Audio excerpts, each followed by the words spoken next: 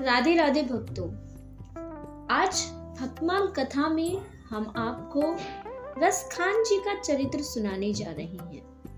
रसखान जी हिंदी साहित्य जगत के बहुत बड़े विद्वान थे।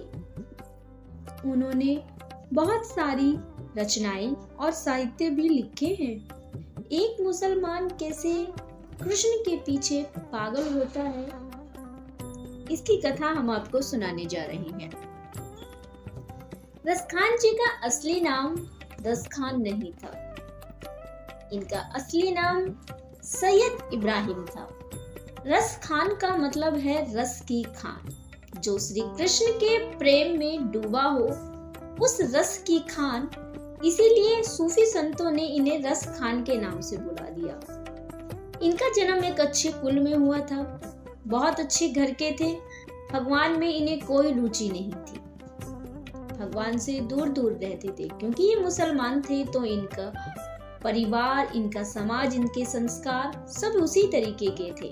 और उन संस्कारों के बीच एक हिंदुत्व आना अपने आप में बहुत बड़ी बात है। कथा इस प्रकार है। रसखान और उनके दोस्त एक मौलवी के पास पढ़ते थे, लेकिन अचानक से हिंदू और मुसलमानों में युद्ध छिड़ गया।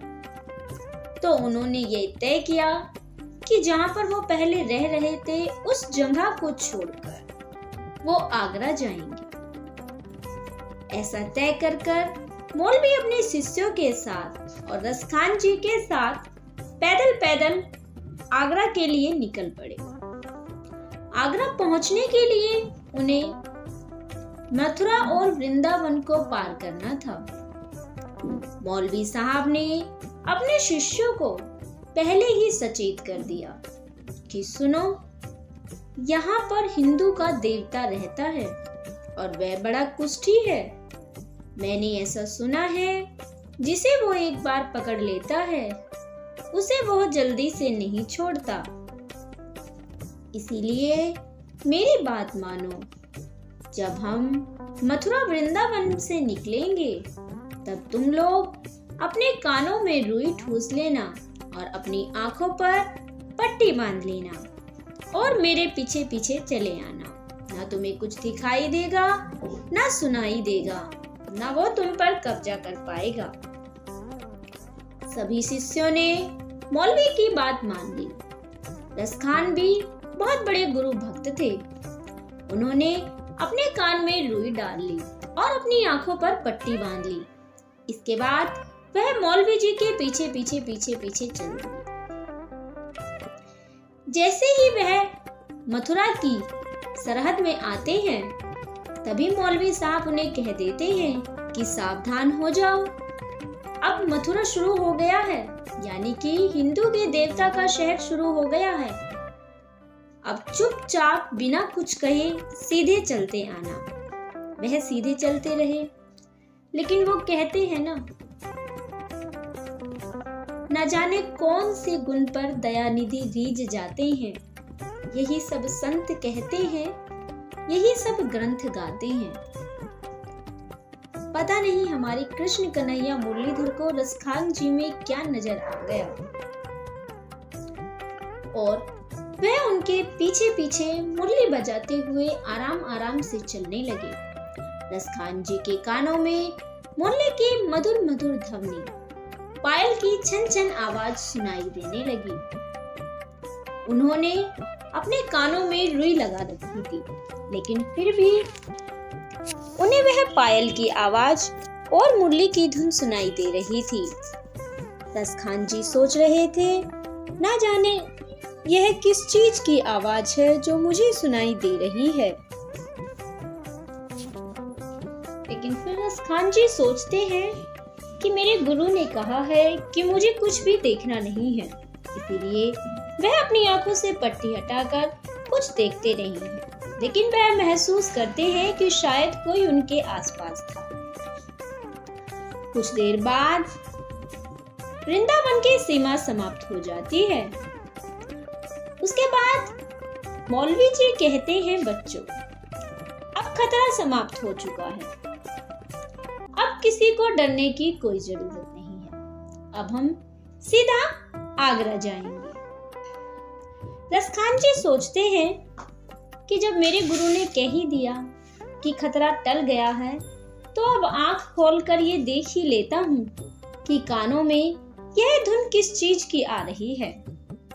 जैसे ही वह अपनी आंख से पट्टी हटाते हैं, अपने कानों से रुई निकालते हैं, वो देखते हैं कि त्रिभंग लली हमारे श्याम सुंदर श्री राधा रानी के साथ बांसुरी बजाते हुए नृत्य करते हुए उनके आसपास डोल रहे हैं।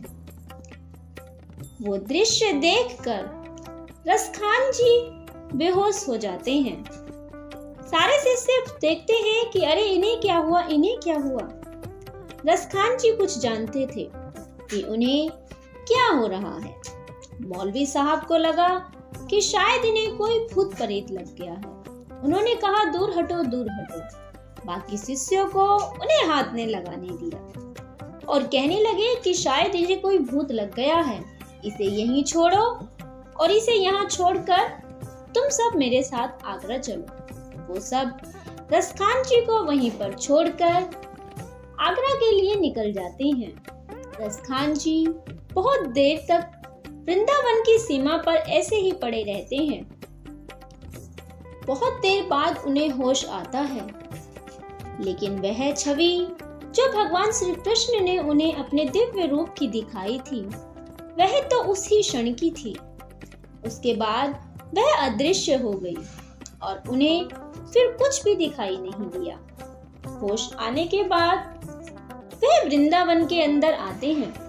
तब वो सूफी संतों को बताते हैं कि उन्होंने वृंदावन में किसी बांसुरी बजाते हुए पुरुष का दर्शन किया है। उनका ऐसा रूप है और उनके साथ बहुत सुंदर सखी भी देखी है। तो संत कहते हैं कि भैया तुमने तो गिरधर लाल के दर्शन कर लिए हैं, लेकिन वह दर्शन एक ही बार होते हैं। अब अगर तुम्हें दोबारा उनके दर्शन करने हैं तो तुम्हें बहुत कुछ करना पड़ेगा। रसखान जी कहते हैं कि इतना सुंदर रूप था उनका कि मेरे हृदय में वो बस गया है। वो क्षण मैं कभी भूल नहीं पाऊंगा। मुझे उनके दर्शन दोबारा करने हैं, चाहे मुझे इसके लिए कुछ भी करना पड़े। संत उन्हें बहुत से नियम बताते हैं और कहते हैं कि आपको दीक्षा लेनी पड़ेगी, नाम जप करना पड़ेगा, भजन कीर्तन करना पड़ेगा। उसके बाद ही आपको भगवान श्री कृष्ण के दर्शन होंगे। रसखान जी विट्ठल जी से नाम की दीक्षा लेते हैं और नाम की दीक्षा लेकर नाम जप शुरू कर देते हैं। रसखान जी वृंदावन की झाड़ियों के आसपास डेरा डालकर वहीं अपना भजन कीर्तन शुरू कर देते हैं। रसखान जी को मंदिर के अंदर प्रवेश करने की अनुमति नहीं दी जाती है, क्योंकि वो जाति से मुसलमान होते हैं। इसीलिए पूरे वृंदावन में यह चर्चा होती है कि कोई यवन आया है जो बहुत भजन कीर्तन कर रहा है, लेकिन फिर भी उन्हें मंदिर के अंदर जाने की अनुमति नहीं होती है। रसखान जी उन्हीं झाड़ियों के आसपास बैठकर श्री गिरधर गोपाल का भजन करते हैं और वहीं बैठकर उन्होंने बहुत सुंदर सुंदर भगवान श्री कृष्ण के पद लिखे हैं। एक पद में रसखान जी यह लिखते हैं कि भगवान, अगर आप मुझे दूसरे जन्म में मानुष बनाओ तो मुझे ऐसा मानुष बनाना जो मैं वृंदावन में रहूं, जो मैं ग्वाल बालों और आपकी गैयों के साथ चराने के लिए जाऊं। फिर वह सोचते हैं कि अरे मेरा नसीब इतना अच्छा कहाँ है जो भगवान मुझे दोबारा मनुष्य जन्म देंगे। मैंने तो इस जन्म में बहुत पाप कर्म भी किए हैं। फिर कहते हैं कि भगवान चलो पशु ही बना देना, लेकिन अगर पशु भी बनाओ तो अपनी गैया जैसा बनाना, जिसे आप चराने के लिए जाते हैं उनमें से ही कोई एक गैया मुझे भी बना देना। इस बहाने से ही सही आपका दीदार तो हो जाएगा मुझे। फिर रसखान जी सोचते हैं कि अरे गाय और बछड़ा बनने के लिए भी बहुत नसीब चाहिए होता है, मेरा नसीब तो इतना तेज है नहीं। फिर सोचते हैं कि चलो भगवान कोई बात नहीं, आप एक काम करना, आप मुझे पत्थर ही बना देना, लेकिन पत्थर भी कोई ऐसा वैसा मत बनाना। मैं आपकी भक्ति कर रहा हूँ, मेरी इतनी अरज सुन लेना कि पत्थर भी बनाओ तो मुझे उस गोवर्धन का पत्थर बनाना जिसे आपने अपनी कनकी उंगली पर धारण कर पूरे ब्रजवासियों को इंद्र के प्रकोप से बचाया था। फिर सोचते हैं कि गोवर्धन का पत्थर बनना भी बहुत नसीब की बात है, मेरा नसीब इतना तेज नहीं। फिर कहते हैं भगवान चलो मुझे एक पक्षी ही बना देना, लेकिन पक्षी भी कोई ऐसा वैसा मत बनाना, मुझे ऐसा पक्षी बनाना जो यमुना तट किनारे कदम्ब के वृक्ष पर बैठकर राधा और कृष्ण की लीला का गान करे, उनकी लीला का श्रवण करे। इस तरीके से रसखान जी ने बहुत सारे पदों की रचना की है।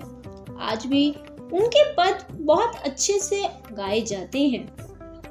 जिन झाड़ियों के पास बैठकर रसखान जी यह पद लिखा करते थे, उन्हीं झाड़ियों के पास आज भी उनकी समाधि बनी हुई है और बहुत लोग आज भी रसखान जी का दर्शन करने के लिए जाते हैं।